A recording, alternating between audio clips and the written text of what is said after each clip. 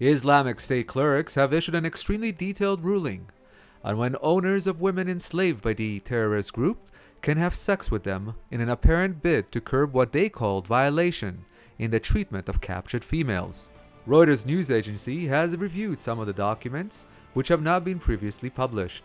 The ruling, or Fatwa, has the force of law and appears to go beyond the Islamic State's previous known declaration on the subject. A leading Islamic State scholar said, "It sheds new light on how the group is trying to reinterpret centuries-old teaching to justify the sexual slavery of women in the parts of Syria and Iraq it controls." Among the religious rulings are bans on a father and son having sex with the same female slave, and the owner of a mother and daughter having sex with both. Joint owners of a female captive are similarly banned from intercourse because she is viewed as part of a joint ownership. The Islamic State has boasted about sexual slaves and established a Department of War Spoils to manage slavery. Turkey has recently been facing questions about its role in the war against the terrorist group, as human rights organizations have been claiming that ISIS has been running their human trafficking business from offices in a Turkish city. British Tory MP Crispin Blunt, chairman of the Commons Foreign Affairs Select Committee, said, "We've had reports of Turkey buying ISIS oil, and now there are worrying claims that it is allowing ISIS to operate in this human trafficking trade in Antep.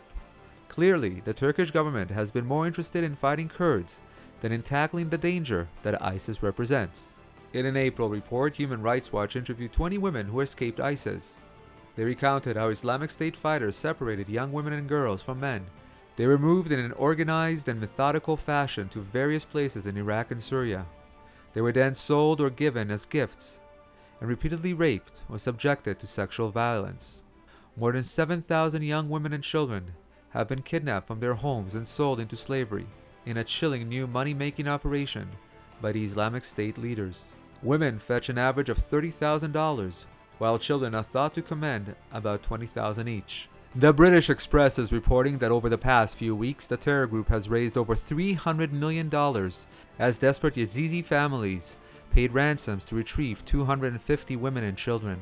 One human rights organization yesterday recounted sickening eyewitnesses' accounts of children, some as young as 7, bleeding to death after being raped by ISIS terrorists many times a day.